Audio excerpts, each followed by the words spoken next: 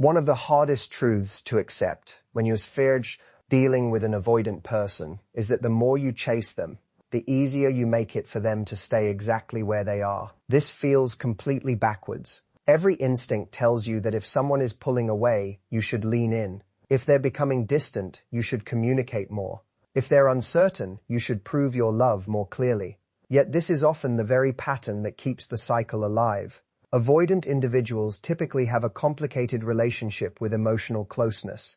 They may deeply desire connection, but at the same time, intimacy can trigger discomfort, pressure, or a feeling that they're losing their independence. When someone constantly pursues them, checks in on them, reassures them, or tries to pull them closer, it can unintentionally reduce the need for them to move toward the relationship on their own. Think about what happens psychologically. If one person is doing all the emotional work, all the reaching out, all the repairing, and all the maintaining of connection, the other person never has to confront the absence.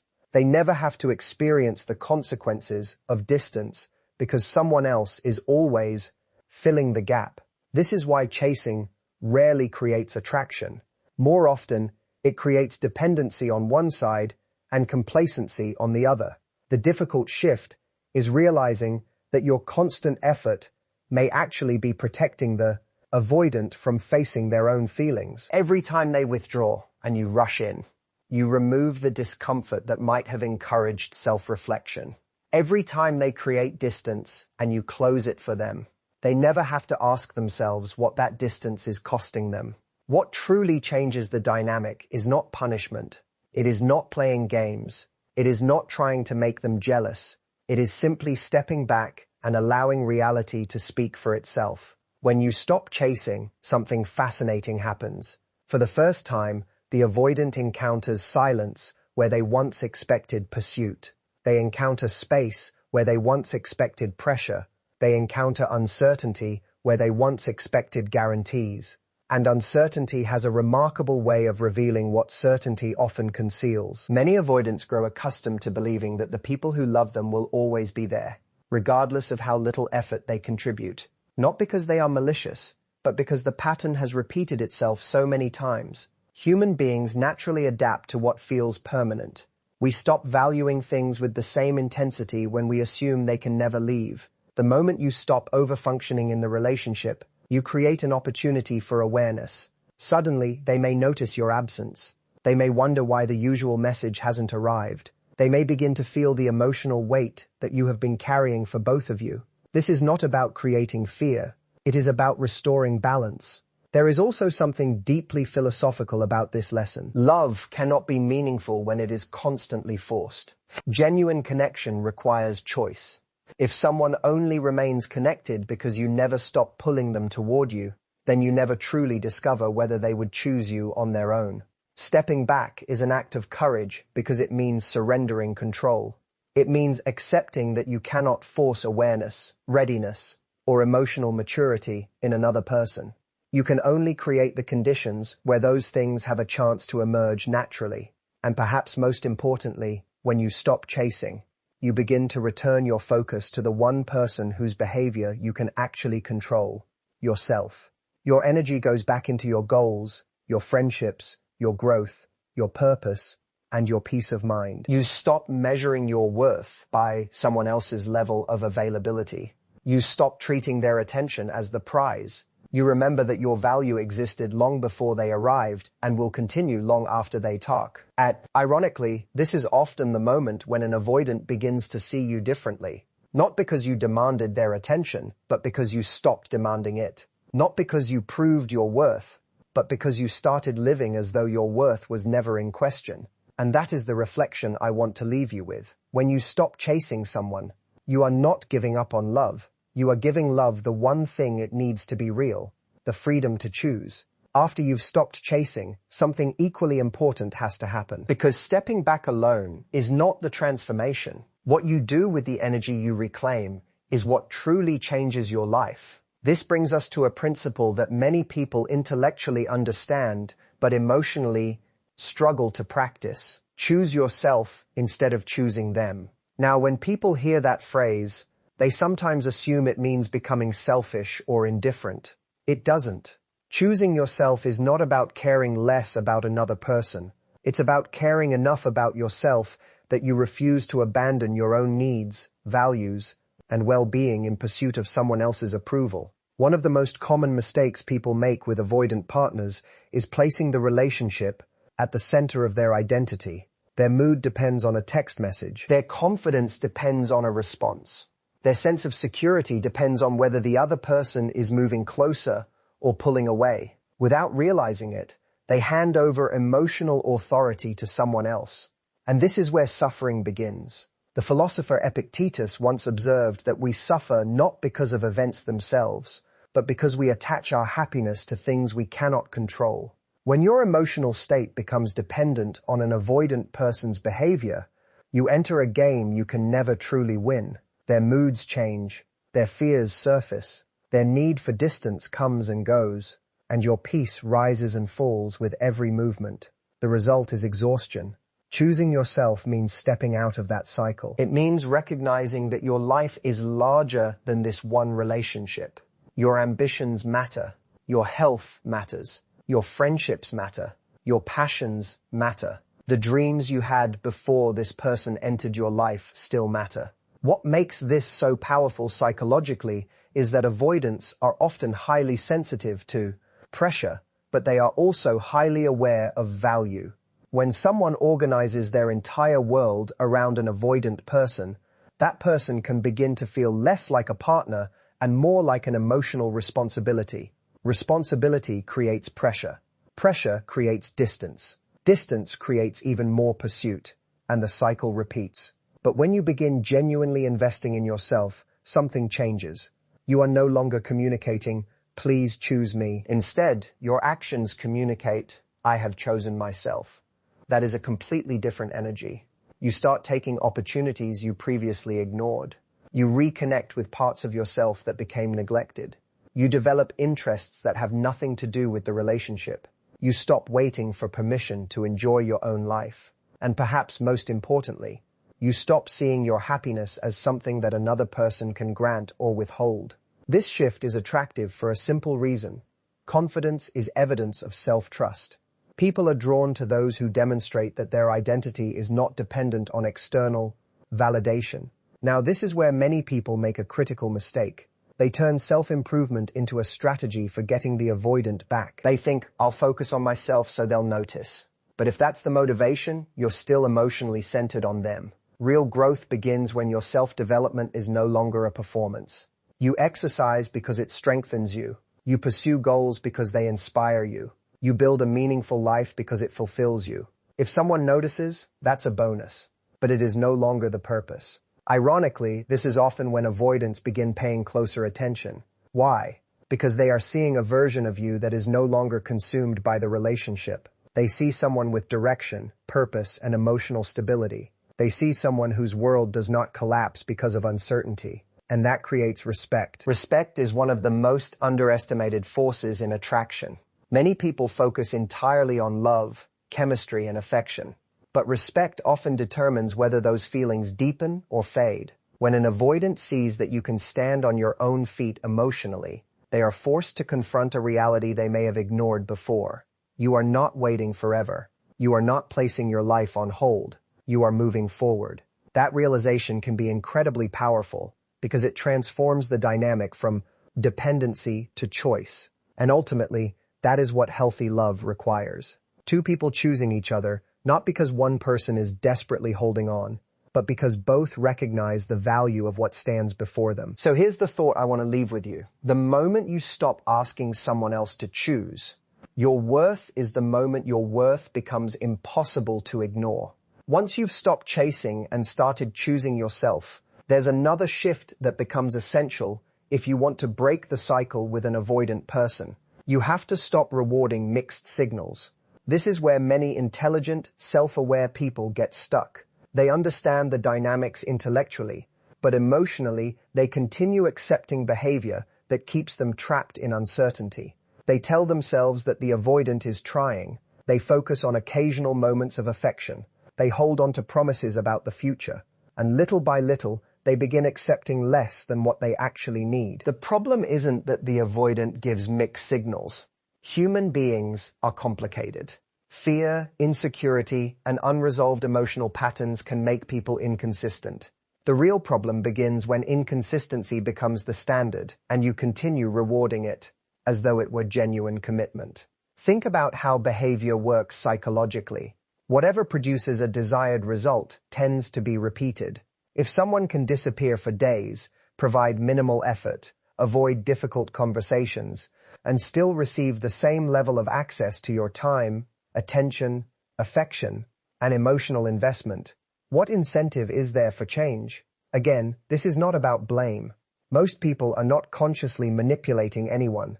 They are simply adapting to the environment around them. If uncertainty consistently receives the rewards that commitment should earn, uncertainty becomes the pattern. This is why boundaries matter so much. Unfortunately, many people misunderstand boundaries. They think a boundary is a threat. They think it's an ultimatum. They think it's a way to control another person's behavior. It's none of those things. A boundary is simply a declaration of what you are willing to participate in and what you are not. It is not about forcing someone else to change. It is about deciding how you will respond when certain behaviors appear. That distinction is crucial. You cannot control whether an avoidant withdraws. You cannot control whether they communicate consistently. You cannot control whether they are emotionally available. But you can control whether you continue investing in a dynamic that repeatedly leaves you confused, anxious, and emotionally depleted. Many people fear setting boundaries because they worry it will push the avoidant away. But what they fail to recognize is that the absence of boundaries often pushes them away from themselves. Every time you tolerate behavior that violates your needs, you send yourself a message. You teach yourself what you believe you deserve. You communicate, consciously or unconsciously, whether your standards are real or merely suggestions. And over time, that message shapes your self-respect. One of the most powerful moments in any relationship occurs when someone realizes that access to you is not automatic. Not because you're playing hard to get, not because you're trying to create jealousy, but because you genuinely understand your own value. When an avoidant encounters someone who calmly enforces healthy standards, they are faced with something they may not have experienced before: consequences. Not punishment. Consequences. There's an important difference. Punishment is designed to make someone suffer.